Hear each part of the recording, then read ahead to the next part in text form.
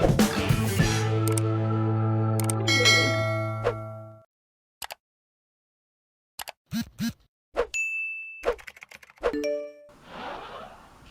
and welcome to another Budget Model Railways video. I am doing this on a slightly older camera and without the mics and everything, so please excuse me if the quality is not quite as good as normal. So now you all enjoyed the recent video on locos running, and I've actually really enjoyed, for a change, running some locos both on here and excuse it, it's a bit cluttered, I'm using it as a storage area at the moment, but also on my quarry layout, which has impacted a little bit on the sort of building videos. However, I do have three big projects on the build. So I was just going to talk about those very briefly, just to explain that some of the videos now might be a bit disjointed because I'm actually working on quite a few projects at the same time. So you're familiar with the harbour, our harbour layout here, which we've done a couple of videos on. I've worked on the buildings, which you've seen, and I'm still planning now other buildings for that. This has been a sudden impulse project. So I've had two ideas for a long while and they've come together on one layout. So I wanted to experiment again with what is the absolute minimum layout that I could do for a very traditional little country station. So I've got another plank here that's 1 metre by, it's actually 9.5 inches. And it's very simple. It's just got 3 points on it. I've also experimented with this. I've dry brushed grey paint onto the black roofing felt that we use as ballast mat, and I think you'll agree that's pretty effective. I'm quite pleased with that. So I was just going to build this really as that, and I wanted a station building, and I picked up this end of last year in a charity shop for £3. It's the Daypole station. I spent 2 or 3 evenings really doing a decent paint job on it, picking the brick out and dry brushing and everything, and I'm very pleased with that. And then I had some old Daypole platform here, which I've made into a cattle dock. So the concept is that we're going to have a station, little lock-up goods shed, coal yard, so I've painted up the little hut, made my own coal stove, cattle dock, tunnel mouth.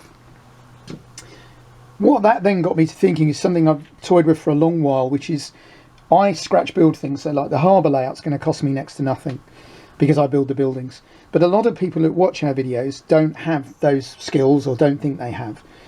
And I've wanted for a long while to do a layout where I buy everything in as cheaply as I can, so that I can say to people, if you don't have the skills, this is what you can buy. So this is why this layout's limited to 3 points, to keep the price down. And what I've also done is I've bought various bits and pieces to finish this off from Daypole. Excuse the camera moving around. So I've got here some station accessories. I've got 2 more platforms to actually make the platform, because the Daypole kits, by and large, you do have to shop around on eBay. I'm buying them for 7, which some people are trying to get 18 for, so you do need to shop around. But the idea is I've bought the signal box, the platform, the accessories. They don't make a little lock-up goods, so I've got one coming from Will's Ratio. It's going to be a lot more expensive than what we normally build. And I do a big thank you at this stage to our patrons and our members who basically sponsor us financially, because it's through you people that I've been able to do this, because I've got the funds to go out and spend a lot more money than I would normally on a layout, and then still be able to say to people, look, go and buy these kits, make it cheaply, and you can do your own little shunting layout. So I hope you get the concept of that. It's been great fun actually. It's amazing what shunting you can do on this layout, and a very simple little wooden beam fiddle yard. So a lot to come from this, because this brings together 2 major projects: the smallest layout that's conceivable to make, and bringing everything together to buy in, and the cheapest way to make a layout from commercially available kits. And then in the middle of that, I was reading a book the other night about Park Royal rail buses, and I have a couple of these kits, and I found a way to motorise it really cheaply. So this is the motor and chassis from the Lima Freelance Centre Cab HO Loco. I'll try and get Doug to put a picture on the screen, but I think most of you know it. They're not that common, but I have managed over the years to buy 4 for between £3 and £15. They do tend to go around the £15-20 mark, but these motors cleaned up are relatively okay, especially a bit of added weight added. However, what's crucial about these is that the distance between the centres of the wheels and the axles on the kit are only 5mm out. And that means you can shorten the underframe, these pieces, by 5mm, and those wheels will line up with the axles. More importantly, if you simply cut a hole the right size in the underframe, and I'll do a video on this, this motor will slot in. In fact, you have to slot these two and join them. It'll then be a simple matter of just putting the body on. Now, given that I've seen people paying £50 or £60 for motors that have to be adapted to fit, to be able to get a £15 motor that is all bar exactly the right shape, that will just simply slot into the existing parts, and on the track will appear, you won't see the motor underneath. I don't mind that you see it inside, that's inevitable. This could be a really cheap way of motorising the Daypole very popular rail bus. I did have a giggle, they only made 5 of these in real life. God knows how many tens of thousands of model railways, but there was only 5 made in real life. So as you can see, I'm very busy. I'm working on this, I'm working on my harbour, and I'm working on this layout, and there's a lot of kit building on this layout. But I thoroughly enjoyed the 3 evenings I put building that building. Really careful job on all the paintwork, picking the bricks out, doing everything different colours and sticking it together.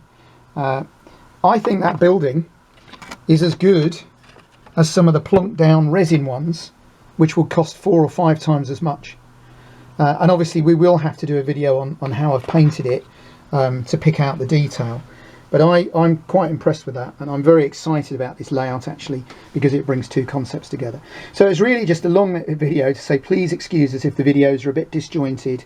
We're working on lots of things. I hope you're all staying safe and well. I know a lot of you are getting your model railways done. And we'll update you on various bits. It just means that instead of a complete video, you might get me doing a short video saying I've done this building. Anyway, we'll see what happens. We're in difficult times, aren't we, people? None of us know exactly what's going to happen. I think we're going to be in lockdown for a little bit longer than we all expected. So there's going to be lots of potential for getting model railways done. And at the moment, these kits are still seem to be in stock and are coming through okay. Although I noticed that Pico have shut down completely. We've had to stop selling our 009 models because we can't get the bogies. But however, Daypole seems to be okay, and a number of retailers. Post is taking 5 days, but so what? That's understandable under the circumstances.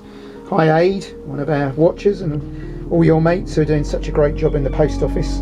I think everybody understands the pressures, and I think some of my kits came in about 4 days. I think it was quite quick. So there you go. Bit of a rambling update, but we'll keep you up to speed on all our projects.